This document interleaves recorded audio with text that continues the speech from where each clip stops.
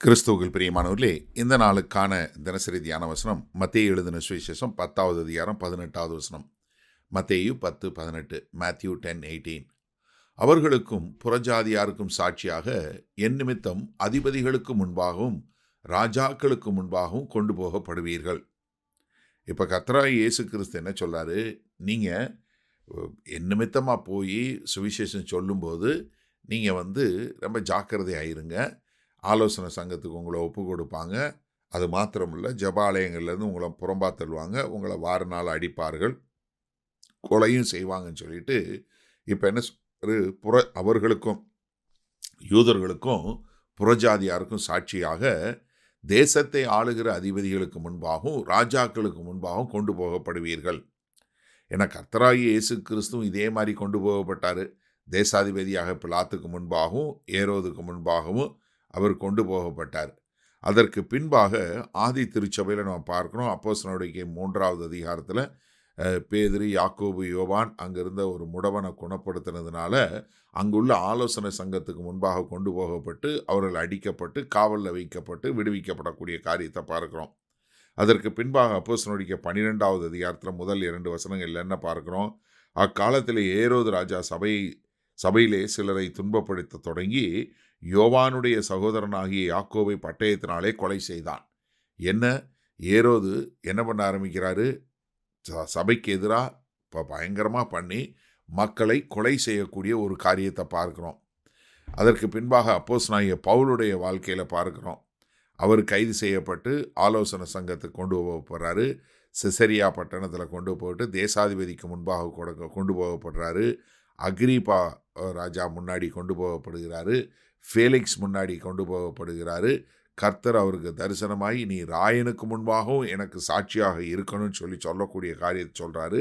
அப்போ எல்லா காலகட்டத்திலையும் அங்கே அப்போஸ்தலனாகிய பவுல் எல்லாரும் முன்னாடி போகக்கூடிய காரியத்தை பார்க்குறோம். அப்போ சொல்லும்போதும் 2 தீமோத்தேயு 4வது அதிகாரம் 16வது வசனத்தில் நான் முதல் விசை உத்தரவு சொல்ல நிற்கையில் ஒருவனும் என்னோட கூட இருக்கவில்லை, எல்லாரும் என்னை கைவிட்டார்கள். என்ன, அவர் தனித்து விடப்பட்டது போல எல்லா முன்னாடியும் தனியாக நிற்கக்கூடிய ஒரு சூழ்நிலையை பார்க்குறோம்.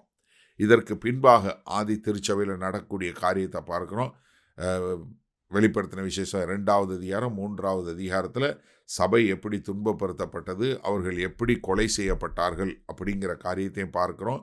அதற்கு பின்பாக சரித்திரத்தில் பார்க்குறோம் எத்தனை பேர் கொலை செய்யப்பட்டாங்க, எவ்வளவு பேர் கர்த்தராகிய இயேசு கிறிஸ்துவனுடைய அவர் மேல் வைத்திருந்த விசுவாசத்தை நிமித்தம் துன்புறுத்தப்பட்டு கொலை செய்யப்பட்டு அவர்கள் அவ்வளவு பாடுகளையும் நிந்தைகளையும் அனுபவிக்கக்கூடியவங்களா இருந்தாங்க.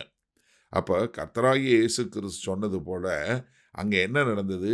அவர்கள் யூதர்களுக்கும் புறஜாதியாருக்கு முன்பாக சாட்சியாக அநேக பாடுகளை தேசத்தின் அதிபதிகள் மூலமாகவும் ராஜாக்கள் மூலமாகவும் அனுபவித்ததை நம்ம பார்க்க முடிகிறது. சரி, இந்த நாளில் இந்த வசனத்தை நம்ம எப்படி எடுத்துக்கொள்வது? அதாவது ஆதியிலிருந்தே நீங்கள் பார்த்தீங்கன்னா கிறிஸ்தவம் தேசாதிபதிகள் மூலமாயும் ராஜாக்கள் மூலமாயும் ஆளுபவர்கள் மூலமாய் துன்புறுத்தப்படக்கூடியதாகத்தான் இருந்ததே ஒழிய இது மாறவில்லை. என்றைக்கு 3வது நூற்றாண்டில் கான்ஸ்டன்டைன் நோபல் கிறிஸ்தவனாக மாறினாரோ அதற்கு பின்பாக தான் இந்த கிறிஸ்தவம் ஆளுபவர்கள் பக்கமாக சார்ந்தது. ஆனால் இன்றைக்கும் நீங்கள் தேவனுடைய வார்த்தையை உண்மையாக சொல்லும்போது, பாவத்தை குறித்து கண்டித்து உணர்த்தும் போது நிச்சயமாக பதவியில் இருப்பவர்கள் உங்களை துன்பப்படுத்துவார்கள். அது எந்த அரசாங்கமாக இருந்தாலும் சரி, அது எவ்வளோ பெரிய கிறிஸ்தவர் ரன் பண்ணக்கூடிய காரியம்னு சொன்னாலும் பார்த்தீங்கன்னா நிச்சயமாக கிறிஸ்தவர்கள் பாடு அனுபவிக்கக்கூடிய காரியம்தான் இருக்கும். ஏன்னா பாவத்தை கண்டித்து உணர்த்துவதற்கு தான் சபையை கர்த்தர் வைத்திருக்கிறார். அவர்கள் பாவத்திலிருந்து மனம் திரும்பி கர்த்தராகிய இயேசு கிறிஸ்துவை ஏற்றுக்கொண்டு ஒரு நித்திய வாழ்வை பெற வேண்டும் என்பதற்காக தான் சபை நிறுவப்பட்டிருக்குது. அந்த காரியத்தை சபை செய்யும்போது என்ன வரும்? சபைக்கு எதிராக தேசாதிபதிகளும் ஆளுபவர்களும் இருப்பார்கள் என்பதற்கு மிக உண்மையான காரியம்.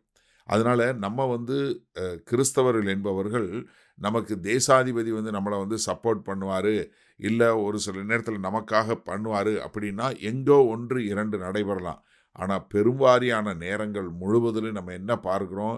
எப்பொழுதும் அரசாங்கம் ஆளுகிறவர்கள் சுவிசேஷத்திற்கு எதிரான காரியங்களை செய்வதும், சுவிசேஷத்தை பிரசங்கிப்பவர்களை தண்டிக்கக்கூடிய காரியத்தை தான் நம்ம சரித்திரம் முழுவதும் பார்த்துருக்கிறோம்.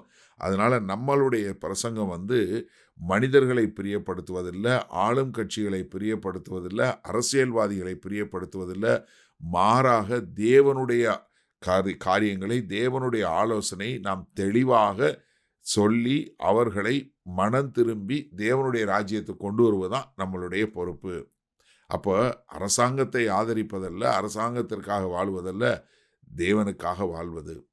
வல்லபிதாவே, இந்த அருமையான நல்ல நாளுக்காய் நன்றி.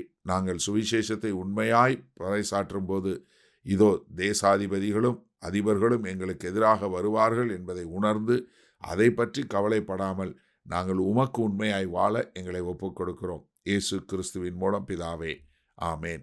கர்த்தர் உங்களை ஆசீர்வதிப்பாராக. நாம் இன்னும் மாலை மண்ணால சந்திப்போம்.